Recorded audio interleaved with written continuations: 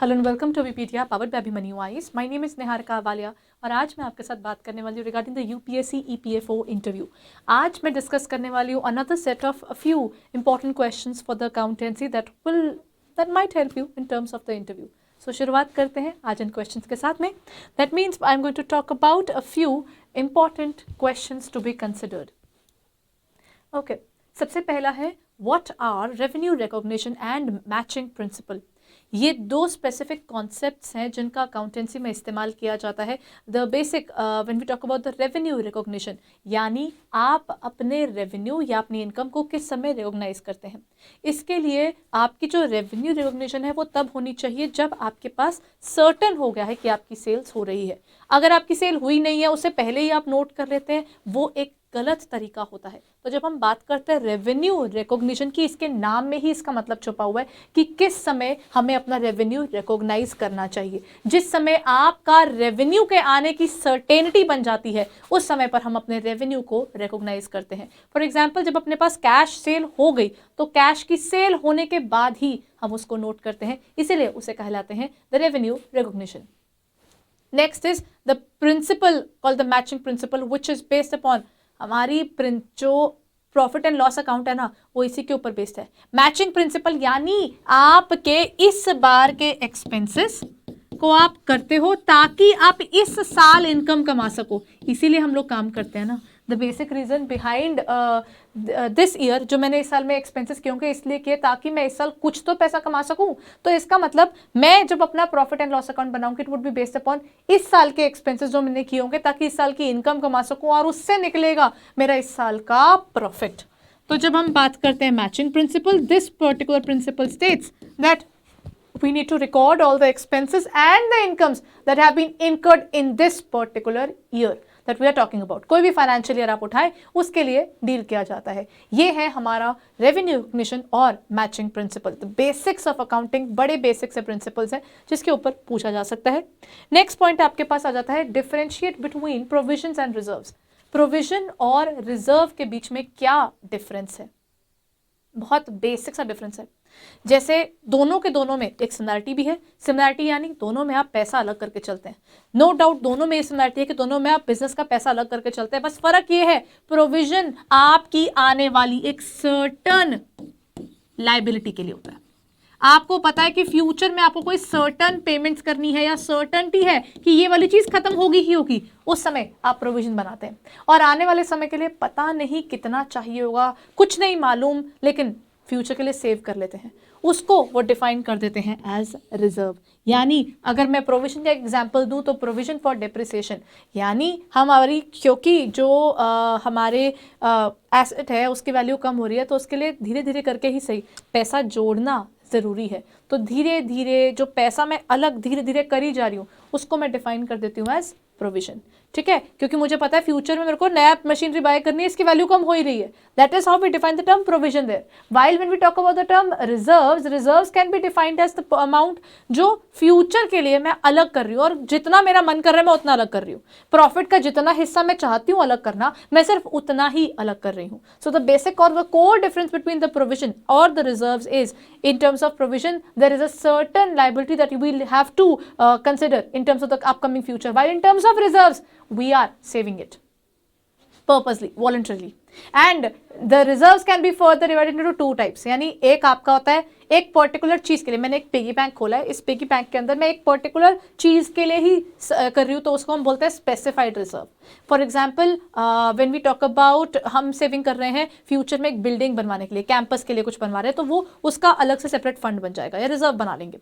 और अगर हम लोग किसी भी चीज के लिए उसका इस्तेमाल कर सकते हैं उसे बोलते हैं हम फ्री रिजर्व।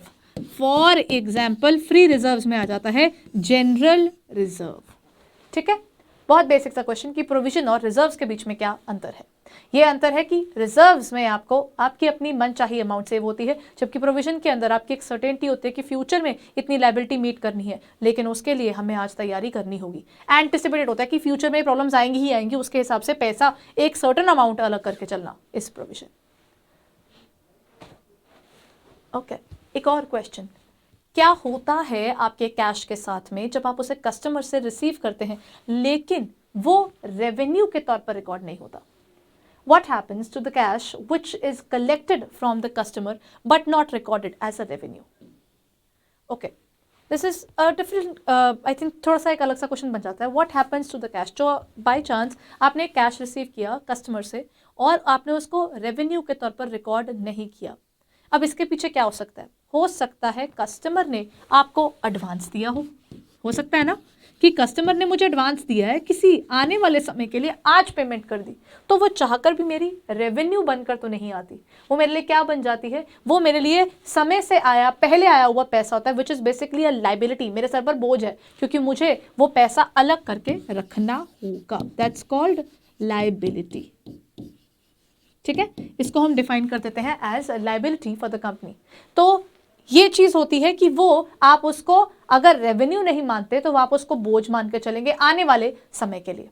और दूसरी चीज, अगर हम इसको दूसरे तरीके से देखें कि क्या होगा कैश के साथ में अगर कस्टमर रिकॉर्ड नहीं कर पाए, हमने जो पैसा रिसीव किया वो नॉट रिकॉर्डेड एज रेवेन्यू है. If it is from the point of view of the fact that it is not recorded, it can be embezzled. ये चोरी किया जा सकता है क्योंकि जो पैसा रिकॉर्ड नहीं हुआ वो चोरी किया जा सकता है, एम्बेजलमेंट हो सकती है उसकी. तो अगर ऐसा कुछ होगा तो हमारे पास हम नोट करके बैठे होंगे कि डेटर को जिस भी कस्टमर से पैसे आने हैं पूरे के पूरे पैसे आने वाले पड़े हैं और जबकि वो बेचारा पहले पैसे दे चुका होगा. तो ये चीज हो सकती है उस केस के अंदर. तो दोनों ही केसेस पॉसिबल है इस केस के अंदर. जब क्या होगा उस कैश का जो पैसा कस्टमर ने दिया तो लेकिन हमने रिकॉर्ड नहीं किया. So if it is not recorded as revenue के तौर पर वो रिकॉर्ड नहीं हुआ, दैट मीन्स तो वो लायबिलिटी है. या अगर हमने पूरी तरीके से रिकॉर्ड नहीं किया, सर यहाँ पर तो एम्बेजलमेंट हो रही है, वो पैसा शायद कोई ना कोई चोरी कर रहा है. थोड़ा सा ट्विस्टेड सा क्वेश्चन, बहुत बेसिक सी बात, right. So I have seen many students telling that कि हम इंटरव्यू के हिसाब से we are thinking to skip over the part of accountancy. You guys have worked so hard. आप लोगों ने कितनी मेहनत की है, 1-1.5 साल पेशेंस के साथ में आप इसी एक पेपर के लिए प्रिपेयर करते आए थे. तो क्यों एक इम्पॉर्टेंट एस्पेक्ट को छोड़कर चल रहे हैं? क्या करना है? थोड़ी सी मेहनत है, इतनी मेहनत की है तो थोड़ी सी रेगुलरली पढ़ाई ज़रूर करते चलिएगा regarding labour laws as well as the accountancy portion. Do not leave an important aspect because you never know what the panel is going to ask you. If you prepare well today you will definitely feel good tomorrow. So क्या करना है? थोड़ा सा समय आपको accountancy और labour laws की तरफ लगाना है ताकि आपको कोई प्रॉब्लम ना आए.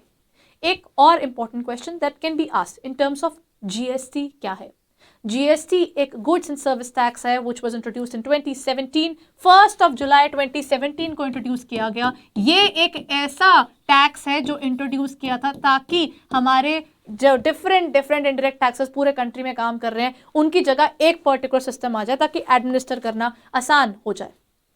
साथ ही साथ इसके आने से हमारे स्टेट्स के अंदर जो मल्टीपल टैक्सेस हैं वो खत्म हो गए, सेंटर के मल्टीपल टैक्सेस हैं वो खत्म हो गए और सब्ज्यूम करके एक टैक्स बना. और इसका फायदा ये भी हुआ कि कैस्केडिंग इफेक्ट खत्म होता है, यानी टैक्स ऑन टैक्स. पहले टैक्स पर भी टैक्स लग रहा था, अब वो चीज़ें खत्म होने लगी. जीएसटी को इंट्रोड्यूस किया गया ये सोचे कि इन्फ्लेशन नहीं होगा. और क्योंकि जीएसटी के अंदर अगर मैंने जमा करवा दिया तो मेरे को जो आगे जीएसटी पे करना है उसमें एक इनपुट टैक्स क्रेडिट मिल जाता है, आईटीसी मिल जाता है. अगर मैंने पहले जमा कराया मेरी लायबिलिटी कम हो जाती है.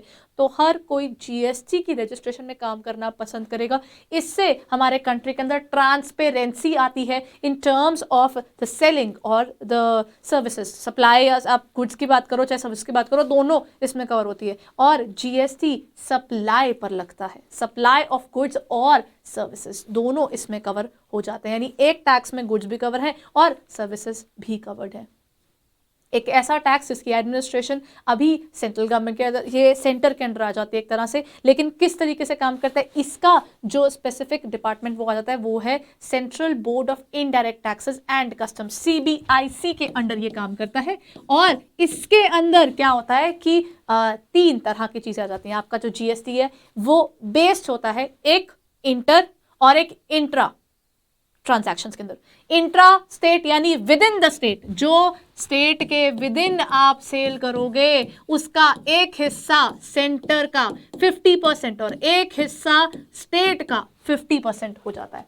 जबकि जब हम बात करते हैं इंटर स्टेट सेल्स यानी आपकी जो सेल्स है दैट इज बिटवीन 2 स्टेट्स, ये पूरा का पूरा पैसा लड़ाई ना हो कौन सी स्टेट से निकला, कौन सी स्टेट का बनता है, वो झगड़ा ना हो, इसीलिए पूरा का पूरा सेंटर के पास चल जाता है in the form of IGST। और जो हमारी यूनियन टेरिटरीज है वहां पर SGST नहीं लगता, वहां पर लगता है UTGST। बेसिकली इसका इंट्रोडक्शन इसलिए किया गया था ताकि हमारे कंट्री के अंदर ना ये जो इतने टैक्सेस थे इनके साथ काम करना आसान नहीं था, इसीलिए इसको सब्ज्यूम करके हमने एक पर्टिकुलर टैक्सेशन को क्रिएट किया जो एक इनडायरेक्ट टैक्स है, जो कि सबसे पहले फ्रांस में इंट्रोड्यूस किया गया था और अभी रफली 160 अबव कंट्रीज के अंदर हमें GST इंट्रोड्यूस किया दिखता है। और हमारा कंट्री जो इसका मॉडल यूज़ करता है उसका नाम है डुअल मॉडल, और ये मॉडल कनाडा भी इस्तेमाल करता है। ठीक है, ये आया GST का बेसिक्स। मैंने आपको एक डिटेल दे दी है, इसमें से आपको कितनी चीज़ें याद होती हैं या आपको और कितनी याद है इस पर डिपेंड करता है। So I am trying to explain, ज़्यादा से ज़्यादा आपको चीज़ें बताने की कोशिश है, क्योंकि ह्यूमन मेमोरी है, थोड़ा बहुत इम्पैक्ट तो रहता ही है उस पर। तो कोशिश रहेगी कि मैं आपको चीज़ों को थोड़ा सा अच्छे से बता सकूँ ताकि आप अपनी प्रेजेंटेशन उसको और बेहतर कर सकें। Next is what is the treatment of GST in the books of accounts. क्या करते हैं इसका फाइनेंशियल स्टेटमेंट्स में? इसका सिंपल सा आंसर ये बन जाता है, अगर मैंने आपको कुछ सेल किया तो मुझे आपसे GST कलेक्ट करके सरकार को जमा करवाना है, राइट? दैट मीन्स आपसे कलेक्ट किया हुआ पैसा मेरे सर पर बोझ है, क्योंकि वो मेरा नहीं है, वो सरकार का है। यानी कि यहां पर मेरे पास बन जाती है लाइबिलिटी, इसे बोलते हैं output GST। It's a liability for the company और the organisation which ever you look forward to. और अगर मैंने कोई सर्विस अवेल की थी और उस समय मैंने GST पे कर दिया था, so I can tell to the government मैंने कर दिया था पे। आपको याद है मैंने पिछले महीने आपको भरा था, इस बार भी रिटर्न भरी थी, उसमें मैंने बताया कि देखो मैं GST पे करके आया हूं। ये वो है जो दूसरों से इकट्ठा करके जमा कराया है, तो वो बोझ है सर पे, क्योंकि ये जमा कराना है। और जो मैंने पे कर दिया, अब मैं वहां पर खुश होकर घूम रही हूं कि देखिए मैंने तो दे दिया पहले। तो this is basically the input GST। Just a few basics regarding GST, कुछ ज़्यादा टेक्निकल नहीं, बट द बेसिक्स। ठीक है, so okay, so along with this, अगर अभी तक आपने हमारे पोर्टल पर जाकर अपने इंटरव्यू प्रिपरेशन के लिए पर्सनलाइज क्वेश्चन बैंक को अवेल नहीं किया है, then why are not doing it. Most important thing is आपके पास एक पर्सनलाइज क्वेश्चन बैंक आ रहा है बेस्ड अपॉन योर डेफ। आपके डेफ के बेस पर ही एक सेट ऑफ क्वेश्चंस आपको मिल जाएंगे, दैट टू फॉर फ्री, कुछ पे नहीं करना आपको। और उसके बेस पर आप प्रिपेयर कर पाओगे कि अच्छा किस किस तरह के क्वेश्चन पूछे जा सकते हैं। Personalised question bank which will be totally based upon your question है, जो भी आपने अपना आपका डेफ आपने सबमिट किया है, उसकी हॉबीज, आपके प्रोफाइल को देखते हुए कुछ सेट ऑफ क्वेश्चंस आपके पास अवेलेबल हो जाएंगे ताकि आप अपनी प्रिपरेशन कर सकें। और उसके बाद you can go for the mock interview as well. There are many students जिन्होंने हमारे इंटरव्यूज़ में अभी इस समय पर अवेल किया है, और अगर अभी तक आपने नहीं किया है देन आप उसको डेफिनेटली एक बार गो थ्रू ज़रूर कीजिए। उसके लिए आपको क्या करना होगा, हर वीडियो के अंदर आपके पास नीचे डिस्क्रिप्शन में ये अवेलेबल होता है, तो जैसे ही आप डिस्क्रिप्शन पे क्लिक करेंगे रिगार्डिंग इंटरव्यू, वहाँ पर जा सकते हैं। अगर आप डायरेक्टली पोर्टल में जा रहे हैं तो यहाँ चूज एग्जाम पर क्लिक कर दीजिएगा और यहाँ पर ये रहा आपका EPFO। एक बार आप EPFO के प्लेटफॉर्म पर आ गए, इसके बाद ये देखिए नीचे ही यहाँ पर आपका डेफ फॉर्म की डिटेल्स हैं। तो आपको क्या करना है, आपका डेफ आपको अपलोड करना है, you just have to upload it, और आपको एक स्पेसिफाइड पीरियड ऑफ टाइम के अंदर अंदर आपका पर्सनलाइज क्वेश्चन बैंक मिल जाएगा, जिसके बेस पर आप अपनी प्रिपरेशन कर पाओगे। बिकॉज आपको पता होगा ना कि मुझे किस तरह के क्वेश्चन पे क्या करना है। That is something which will be available for you guys here. ठीक है, उसके साथ साथ आप अपने लिए इंटरव्यू स्लॉट बुक कर सकते हैं। The slots are available there. अगर अभी तक आपने इंटरव्यू के लिए स्लॉट बुक नहीं किया है then go ahead and book it for free. आपका मॉक इंटरव्यू उसमें अवेलेबल है, पर्सनलाइज क्वेश्चन बैंक आपके लिए अवेलेबल है, प्लस आपके पास आपकी प्रिपरेशन को स्ट्रेंथन अप करने के लिए हमारी मेंटरशिप वीडियोस भी चलती रहेंगी। सो अगर अभी तक आपने इसको नहीं देखा है, हमारे इंटरव्यू सेशन को आपने रिव्यू नहीं किया है, then go ahead and review this particular programme where you will definitely get a personalised question bank which is going to help you a lot in your preparation, because this has been prepared in such a way कि यहाँ पर आपको Abhimanyu IAS का जो experience का फ़ायदा आपको मिल जाता है, because they have been working in UPSC for years. तो उसी बेस पर आपको पर्सनलाइज्ड क्वेश्चन बैंक अवेलेबल हो जाएगा। सो इन केस अभी तक आपने इसको नहीं देखा है then kindly go ahead and check it out. All the best guys, thank you.